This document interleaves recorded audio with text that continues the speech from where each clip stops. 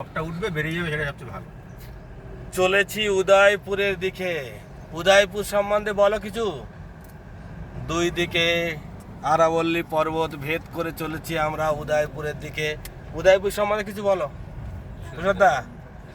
উদয়পুর বলো। সারা দিকে পাহাড়, চারিদিকে আরাবল্লী পর্বত দিয়ে ঘেরা মিডিলের শহরের নাম উদয়পুর। অসাধারণ প্রাকৃতিক দৃশ্যে সমন্বিত এই শহর। আসতে চাও। অসাধারণ প্রাকৃতিক সমন্বয়ে সমন্বিত এই শহরে আমরা ঢুকবো। সেই সিটি প্যালেস যেখানে এখনো চলেছে। দেখুন আরাবল্লী পর্বতের পাদদেশ ঘেঁষে বেরিয়ে যাচ্ছি উদয়পুরের দিকে। জলধারা রিসর্ট। প্রচুর আম গাছ আছে কিন্তু, দেখেছো? সমস্ত রাজস্থানের কোনো অংশই আমরা বাদ দিচ্ছি না।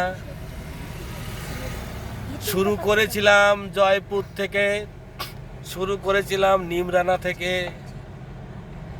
হরিয়ানা পার করার পরে প্রথম ফোর্ট দর্শন করেছিলাম নিমরানা। তারপরে আমরা দেখেছিলাম ভাঙ্গড় ফোর্ট। আমরা ঢুকিনি, কিন্তু তবুও ভাঙ্গড় ফোর্টের সামনে আমরা গিয়েছিলাম। তারপরে আমরা চলে আসলাম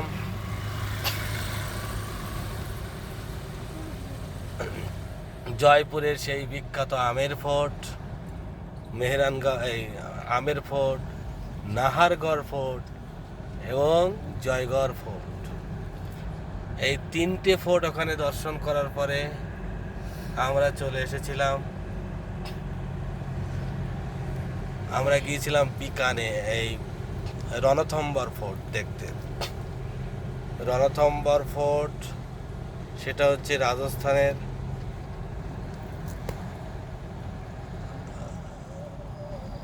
সোয়াই মধুপুর ডিস্ট্রিক্টের মধ্যে অবস্থিত। ওহ কি সুন্দর জায়গা, দেখুন অসাধারণ। এই সোয়াই মধুপুরে আমরা ছিলাম। সোয়াই মধুপুর থেকে আমরা চলে গেছিলাম রণথম্বর টাইগার রিজার্ভ, যেখানে বাঘেদের বিচারণ ক্ষেত্র। বহু পর্যটকই বাঘ দর্শন যেখানে করেন। সেই রণথম্বর জাতীয় উদ্যানের টাইগার রিজার্ভের ভিতর দিয়েই দর্শন করেছিলাম সেই ঐতিহ্যশালী সেই ফোর্ট রণথম্বরে ফোর্ট। রণথম্বরে ফোর্ট দর্শন করার পরে আমরা গিয়েছিলাম আরেক বিখ্যাত জুনাগড় ফোর্ট, অর্থাৎ বিকানেরে গিয়েছিলাম। বিকানের থেকে আমরা চলে গিয়েছিলাম যোধপুরে। যোধপুরে সেই সোনার কেল্লা দেখার পরে কালকে আমরা এসেছিলাম পাহাড়ি ঘাট রাস্তা। ড্রাইভিং করা খুব সুবিধা, কিন্তু হঠাৎ করে গাড়ি সামনে চলে আসলে একটু সমস্যা হয়। তারপরে সোনার কেল্লা দর্শন করার পরে আমরা চলে এসেছিলাম যোধপুরে সেই বিখ্যাত ফোর্ট, যেখানে বিদেশিদের আনাগোনা সবসময় লেগে থাকে। সেই মেহেরানগড় ফোর্টে কালকে মেহেরানগড় ফোর্ট দেখার পরে 261 কিলোমিটার দূরে আমরা কুম্ভলগড়ে এসেছিলাম। আর কুম্ভলগড় ফোর্ট দর্শন করে এবার আমরা যাচ্ছি উদয়পুর। উদয়পুরে পিচোডা লেক দর্শন করার পরে আমরা যাব চিত্তরগড় ফোর্টে। চলুন দেখুন আরাবল্লী পর্বতে অসাধারণ এই দৃশ্য। এটি রাজসমুদ্র ডিস্ট্রিক্টের মধ্যে প্রকৃতিপ্রেমিকদের এক সুন্দর আস্থানা। এই যে ফোর্টের প্রাচীর এখান থেকেও দেখা যাচ্ছে। 38 কিলোমিটার দৈর্ঘ্য ফোর্টের প্রাচীর, এখান থেকেও কিছুটা দর্শন করা যাচ্ছে। ফোর্টের প্রাচীর এখান থেকেও কিছুটা দেখা যাচ্ছে। সবাই কি ঘুমিয়ে পড়লে নাকি? কিছু বলো। রাতুল কোথায়?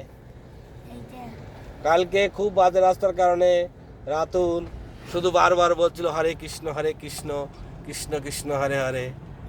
ওর খুব ভয় করছিল, তার কারণ রাত্রেবেলা রাস্তা এই যেমন দেখছেন এসে প্রচণ্ড খারাপ ছিল।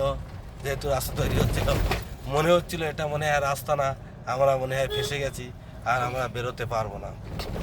বারবারই মনে হচ্ছিল আমরা মনে হয় ভয়ঙ্কর ভুল করেছি, কারণ রাজস্থানের প্রায় 80% জায়গা আমাদের কভার করা হয়েছে। 80% জায়গা আমরা তো বললাম কীভাবে রাজস্থানে ঢুকেছিলাম আর কীভাবে রাজস্থানটা শেষ করেছি। এভাবে শেষ করা কারোর পক্ষে এই মাত্র 7 দিন নয় 5 দিনে সম্ভব কিনা সন্দেহ আছে। 5 দিনে শুধু বাড়ির থেকে গাড়ি আনার জন্যেই এটা সম্ভব হয়েছে, নাহলে এতগুলো ফোর্ট দর্শন করা কোনোদিনও সম্ভব ছিল না।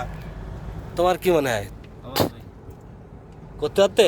না, কোনোদিনও করতে পারতে না। আর সকালবেলা এই আরাবল্লী পর্বতের মধ্য দিয়ে যাওয়ার সময় মনে হচ্ছে যে এই ট্যুরটা করে খুব ভালো কাজই করেছি। কারণ আমার ছেলে বড়টা আকাশ, সে 7-এ পড়ে, এরপরে ইতিহাস পড়বে, মেবারের রাজা পড়বে, মেবারের রাজপুত্রদের শক্তি প্রদর্শনের এসব পড়বে। তখন তারা ইতিহাসের এইগুলো হবে। যখন তারা ভূগোল পড়বে তখন এই আরাবল্লী পর্বত সম্বন্ধে জানবে যে আরাবল্লী প্রাচীন ভঙ্গিল পর্বতের মধ্যে একটি, যা সারা বিশ্বের লোকে আরাবল্লী পর্বত দর্শন করতে আসে। এইগুলো তারা জানবে। আরও জানবে সেই রাজস্থানের লুনি নদী, যে নদী রাজস্থানের মধ্যেই শুরু হয়ে রাজস্থানে শেষ হয়ে গেছে। ভারতবর্ষের একমাত্র অন্তঃবাহিনী নদী, অথবা অন্তরে অন্তরেই যে শেষ হয়ে গেছে, সেই অন্তঃবাহিনী নদীর লুনিতে ওরা ঘুরে এসেছে। ওরা ঘুরেছে সেই রাজস্থানের থর মরুভূমি, যেটা ওরা ইতিহাসে পড়বে। অতএব ওদেরও এই ট্যুরটা অনেক কাজে লাগলো। হয়তো আমার টোটাল এই ট্যুরের কত খরচা হয়েছে, হোটেলগুলো আমরা কেমন নিয়েছি, অনেক চিপ রেটে এই ট্যুর আমরা কমপ্লিট আশা করি এখনও পর্যন্ত করেছি। টোটাল বাড়িতে যাওয়ার পরে আমরা যেহেতু মধ্যপ্রদেশের সাঁচি হয়ে যাব, ওখানে ভীমবেটকা দেখব। মধ্যপ্রদেশে যা হচ্ছে 30,000 বছর আগে যারা পাহাড়ে বাস করতো, গুহাবাসীরা ছিল, অর্থাৎ গুহাবাসী মানুষের সেই চিত্র অঙ্কন করার যে সেই গুহাবাসীতে ভীমবেটকাতে আমরা যাব, যেটা ওদের ইতিহাসের ক্ষেত্রে খুবই কাজে লাগবে। আজ যাব সাঁচি স্তূপে, অশোকের তৈরি সেই সাঁচি স্তূপ, যা বৌদ্ধ ধর্ম প্রচারের জন্য, যেটা আমাদের 200 টাকা নোটের উপরে আছে, সেই সাঁচি স্তূপা ও দেখব, যেটা ওদের ইতিহাসে কাজে লাগবে। তারপরে মার্বেল রক দর্শন করে আমরা কোরবা হয়ে কেওনঝড় হয়ে বাড়ি যাব। এই কেওনঝড়ের রাস্তাও অনেকটা এরকমই। তাহলে এই সুন্দর ভ্রমণ পথে আমরা 11টা স্টেট কমপ্লিট করেছি। 11টা স্টেট কমপ্লিট করব, এখনও করিনি। এই 11টা স্টেটের ভিতর দিয়ে আমরা যাব, যেটা ওরাও এই স্টেট সম্বন্ধে ওয়াকিবহাল হলো। আরাবল্লী পর্বতের সুন্দর দর্শনের মধ্য দিয়ে আমরা যাচ্ছি। দেখুন, অসাধারণ জায়গা। আজকে রাজস্থানের ভিতর দিয়ে যাচ্ছি না, কোনো রুক্ষ অন্য কোনো হিল স্টেশনে আসি, এটা বোঝা বড় মুশকিল। কোনোদিনও ভাবিনি যে একটা হিল স্টেশনের মতনই যে কোনো একটা হিল স্টেশনকে এই দর্শন ভুলে দেবে। 2 সাইডে আরাবল্লী পর্বত, দেখুন তার অসাধারণ দৃশ্য। যে কোনো একটা হিল স্টেশনকে, রাজস্থান রুক্ষ মরুভূমির দেশ ভাবতাম, কিন্তু এত সুন্দর জায়গা কোনোদিনও ভাবিনি, কোনোদিনও দেখিনি রাজস্থানের মাটি ছুঁয়ে। তাই রাজস্থানের মাটিতে সব কিছুই আছে। যেমন জলের কষ্ট আছে, তেমন আমরা যেমন এই রাস্তা ধরে আমাদের যাওয়ার ছিল, এই ট্যুরটার মধ্যেই ছিল যে আমরা রাজস্থানের হিল স্টেশন মাউন্ট আবুতে যাব এবং ওখানে নাক্কি লেগে ধারে থাকবো, কিন্তু সেটা আমাদের সম্ভব হয়নি। কারণ বাচ্চাদের পরীক্ষা। মাত্র 170 কিলোমিটার, কুম্বলগড় থেকে মাত্র 170 কিলোমিটার, কি 174 কিলোমিটার রাস্তা, একটাই মাত্র রাস্তা, সুন্দর রাস্তা, যে রাস্তা দিয়ে আমরা মাত্র 174 কিলোমিটার রাস্তা, যেটা সময়ের অভাবে আমরা যেতে পারছি না।